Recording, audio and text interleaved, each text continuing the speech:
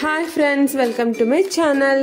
సంక్రాంతికి గులాబీ పువ్వులు తయారు చేస్తాం. అది ఎలా చేయాలో చూద్దాం. ముందుగా 5 to 6 అవర్స్ నానబెట్టుకున్న బియ్యాన్ని మెత్తగా గ్రైండ్ చేసుకొని ఒక బౌల్లో తీసుకోవాలి. 2 కప్స్ బియ్యానికి 1 కప్ మైదా యాడ్ చేస్తున్నాను. ఇందులోనే నువ్వులు వేస్తున్నా. నువ్వుల ఫ్లేవర్ చాలా బాగుంటుంది. ఇది ఉండలు లేకుండా బాగా కలిపేసుకోవాలి. ఏ కప్తో అయితే మైదా తీసుకున్నామో అదే కప్పుతో షుగర్ని తీసేసుకొని ఇందులో యాలకులు యాడ్ చేసి ఫైన్ పౌడర్గా చేసుకుని ఇందులో యాడ్ చేసుకోవాలి. షుగర్ పౌడర్ అంతా బాగా కలిసేటట్టు కలిపేసుకోవాలి. టేస్ట్కి సరిపడా కొంచెం సాల్ట్ యాడ్ చేసుకోవాలి. అప్పుడు టేస్ట్ చాలా బాగుంటుంది.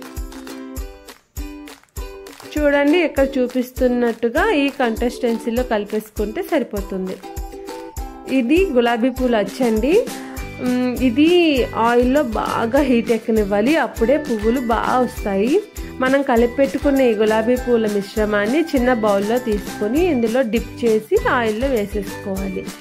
గులాబీ పూలు చేస్తుంది మా చిన్నత్తయ్య పిండి వంటలన్నీ బాగా చేస్తారు. చూడండి, ఇలా ఒక్కొక్కటిగా గులాబీ పూలు వేసేసుకొని గోల్డెన్ కలర్ వచ్చేంత వరకు ఫ్రై అవనివ్వాలి.